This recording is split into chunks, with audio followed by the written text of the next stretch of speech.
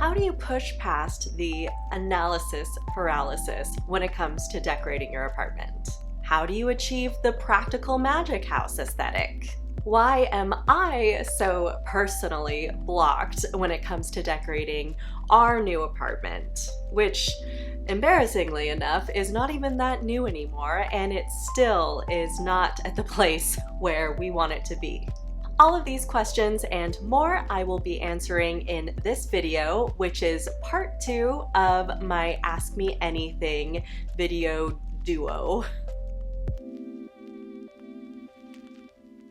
If you missed last week's video, I will link to it below. In that video, I answered a bunch of your questions from the YouTube community tab. And in this video, I am going to answer the questions that you guys asked me in my Instagram stories.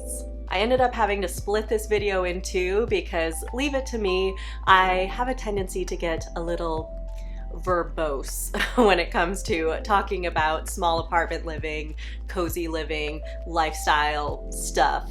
So I'm gonna do my best to try to be a little bit more concise in my answers to these questions, but we'll see.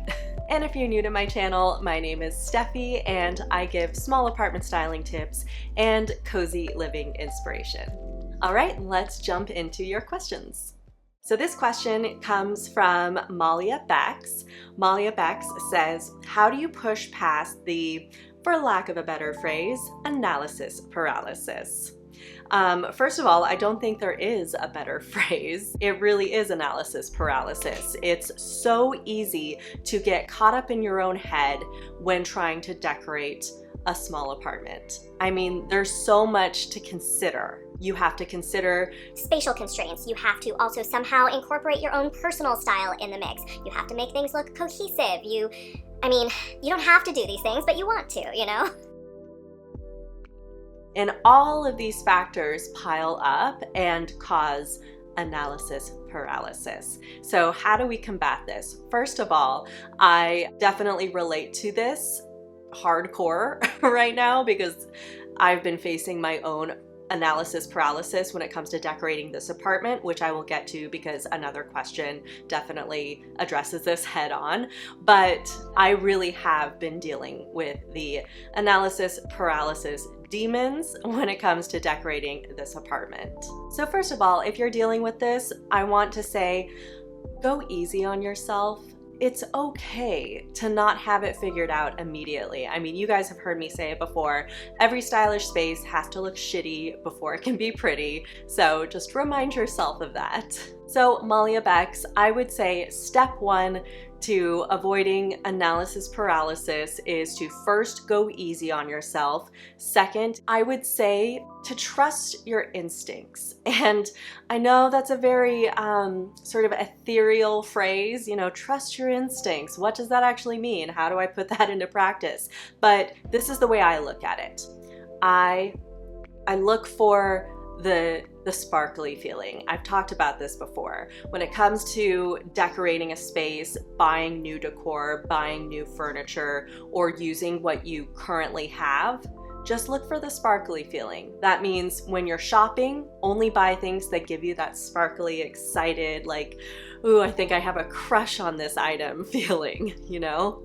And same thing applies to the stuff that you already own that you're arranging in your space. If you're unsure of how you're placing things in your apartment, keep experimenting with that placement until you get that sparkly feeling. And if you're not getting it with your existing decor, that's when you should probably start doing a little bit of shopping. So seek ye the sparkly feeling, and that is a way to sort of simplify how you look at the decorating process instead of getting paralyzed by overanalyzing. So this topic transitions nicely into the next question, which comes from Pixie Shara, and Pixie Shara asks, why are you so blocked in finishing your new apartment? What's holding you back? Ooh, Pixie Shara, I could write a whole novel on what has been going on in my brain for the last several months since we moved into this new apartment. And of course, I can't possibly cover it all here, but First of all, this video, I will link to it below.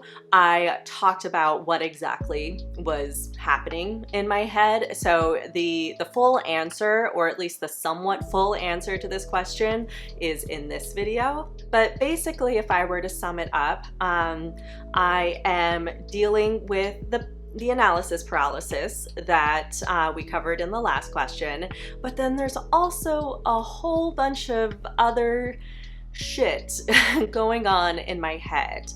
And frankly, for one thing, as beautiful as this apartment is, I have found that I haven't been very inspired by it.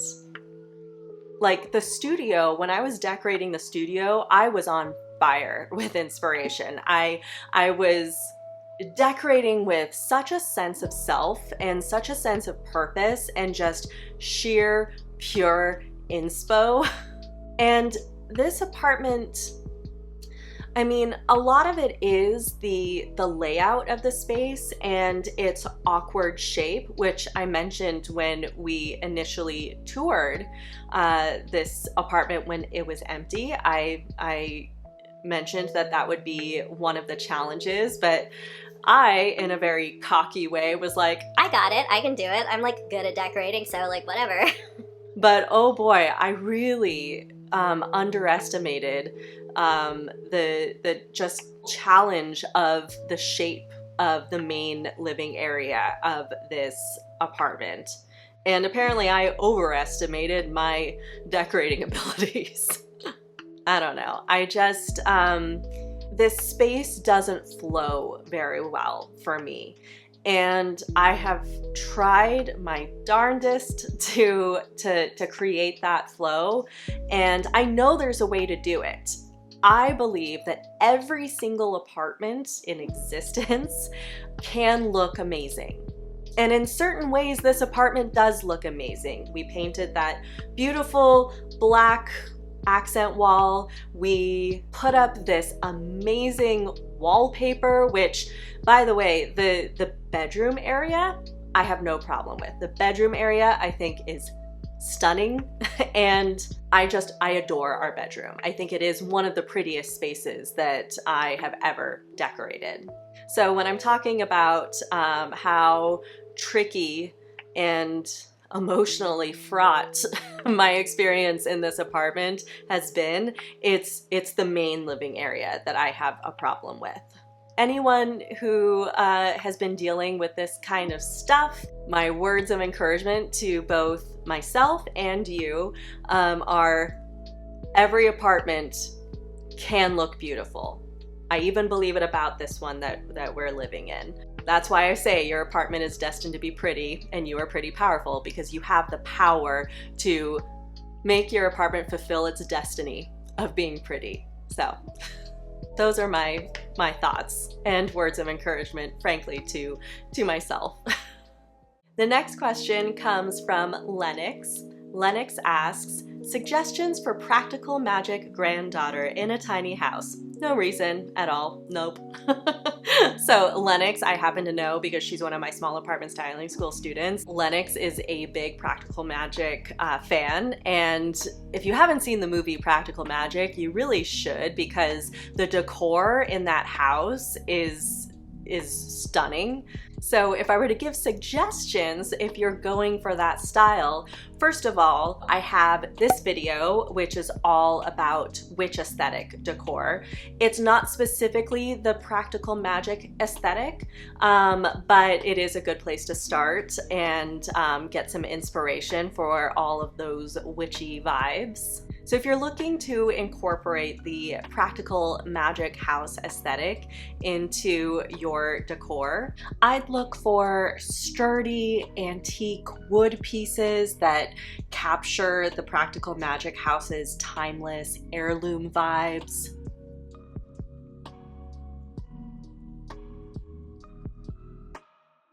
I'd consider using black paint in places like they did on the staircase of the house.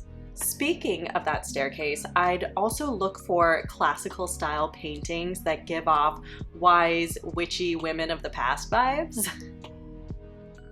And you know the gorgeous conservatory the practical magic witches have? You can try to capture that look by decorating with tons of plants and antique botanical sketch art.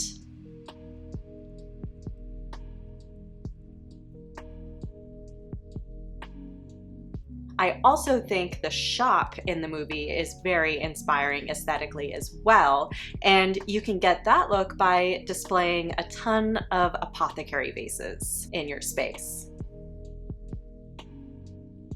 And of course, to get the practical magic look, you can't go wrong with having tons and tons of candles.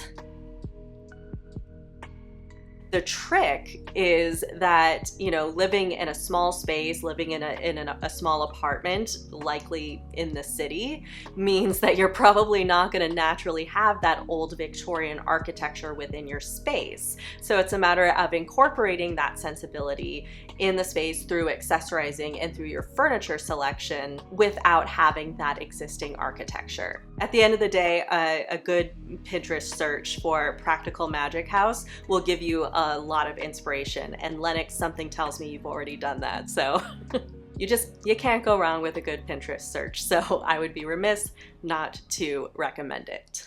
The next question comes from 4 Strings and Music Therapy, and they ask, if interior styling was not your job, what else would you do? Well, first of all, interior styling is actually not my job. It may seem that way because I talk about it so much, but really I consider myself a content creator first and foremost. I have had some interior styling clients in the past, but honestly, my joy when it comes to interior styling is creating content for this YouTube channel, reaching the masses, and video creation, and boy, these sirens are just really coming out to play today. Hashtag city life. So, as I was saying, I really consider myself more of a content creator who gives advice and guidance about interior styling rather than an interior stylist. And then there's my other business, which is Steffi Designs. I am a Squarespace web designer, and so there's that whole aspect of my sort of entrepreneurial life. So basically, not an interior stylist, more of a content creator and web designer who just happens to be pretty good at decorating apartments, and I have a lot of experience living in tiny, tiny apartments and making them look pretty damn good, if I do say so myself. But to really answer your question, which is like, if I weren't doing what I'm currently doing, I would be a cat. I would just be a cat. No, but really, I think I would be a maker of some kind if I had any sort of crafty abilities. There are some people, I don't know if you've seen this, but there are some people who sell like polymer clay jewelry and polymer clay like trays and accessories. I think that would be really cool to make pretty things and then sell them to people. So that's what I would do if I were to do something that I'm not currently doing now. Hello. It is me the next day after shooting this video, and I am in full editing goblin mode. And I just finished the rough cut, and it is over a half hour long, so I failed at being concise yet again. So this Ask Me Anything is now a trilogy.